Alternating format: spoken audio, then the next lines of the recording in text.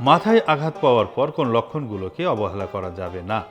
স্বাস্থ্যের ব্যাপারে সামান্য অবহেলা বা ছোটখাটো আঘাতও জীবনকে বড় ঝুঁকিতে ফেলতে পারে। বিশেষ করে মাথায় সামান্য আঘাতকেও অবহেলা করা যাবে না। মস্তিষ্কের আঘাতজনিত এরকমই একটা জটিল ব্যাধি সাবডিউরাল হেমাটোমা। সাবডিউরাল হেমাটোমা আসলে কি? সহজ ভাষায় বলতে গেলে সাবডিউরাল হেমাটোমা হলো মস্তিষ্কের আবরণ ও মস্তিষ্কের উপরিভাগের মাঝখানের স্তরে রক্ত জমাট বাঁধা।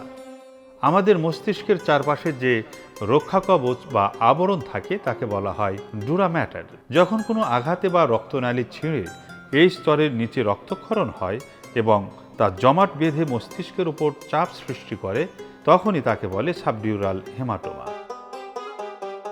প্রকারভেদ: এই রোগ মূলত দুই ধরনের হয়, একিউট বা তীব্র এবং ক্রনিক বা দীর্ঘস্থায়ী। তীব্র হেমাটোমা সাধারণত বড় দুর্ঘটনার পরপরই দেখা দেয় এবং এটি অত্যন্ত বিপজ্জনক। অন্যদিকে বয়স্ক ব্যক্তিদের মধ্যে বেশি দেখা যায় দীর্ঘস্থায়ী হেমাটোমা। অনেক সময় মাথায় মৃদু আঘাত পাওয়ার কয়েক সপ্তাহ পরও এর লক্ষণ প্রকাশ পেতে পারে। লক্ষণ: তীব্র বা ক্রমবর্ধমান মাথা ব্যথা, বমি বমি ভাব বা বমি, ভারসাম্যহীনতা ও হাঁটতে সমস্যা, কথা বলতে জড়িয়ে যাওয়া কিংবা হঠাৎ বিভ্রান্ত বোধ করা, স্মৃতিশক্তি কমে যাওয়া বা অস্বাভাবিক আচরণ। এই রোগের প্রধান কারণ মাথায় আঘাত। সবসময় বড় কোনো দুর্ঘটনা থেকেই যে এমনটা হবে তা কিন্তু নয়। সিঁড়ি থেকে পড়ে বা বাথরুমে পিছলে বা কোনো কিছুতে বাড়ি লেগে মাথার সামান্য আঘাত থেকেও নীরবে ঘটতে পারে রক্তক্ষরণ। বিশেষ করে যারা রক্ত পাতলা করার ওষুধ খান বা প্রবীণ ব্যক্তি, যাদের মস্তিষ্কের টিস্যু বয়সের কারণে কিছুটা সংকুচিত হয়ে গেছে, তাদের ঝুঁকি আরও অনেক বেশি।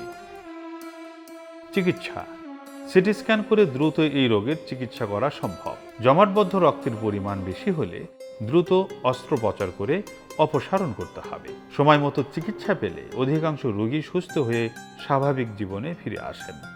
তাই মাথায় যে কোনো ছোট আঘাতকেও গুরুত্ব দিতে হবে।